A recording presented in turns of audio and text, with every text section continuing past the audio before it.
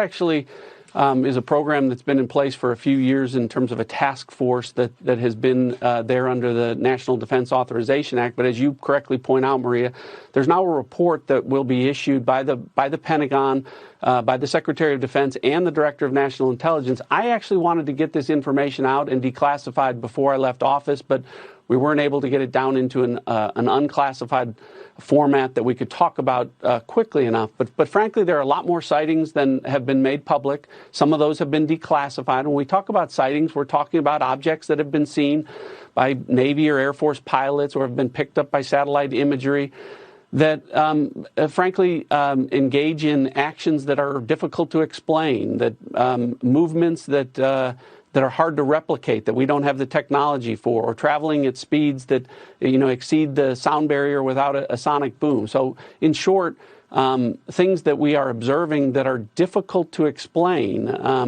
And so, there's actually quite a few of those, and I think that information is being gathered and will be put out in a way that the American people can see. We always, when we see these things, Maria, we always look for a plausible explanation.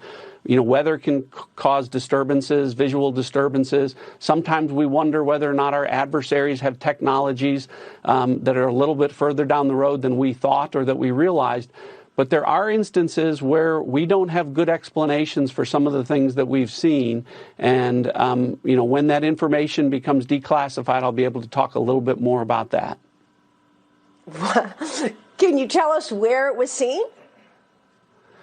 Actually, all over the world. There have been sightings all over the world. And when we talk about sightings, the other thing I will tell you is it's not just a pilot or just a satellite or some intelligence collection. Usually we have multiple sensors that are picking up these things.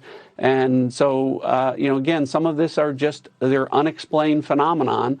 And there's actually quite a few more than have been made public. So I think it'll be healthy for as much of this information to get out there as possible so that the American people can see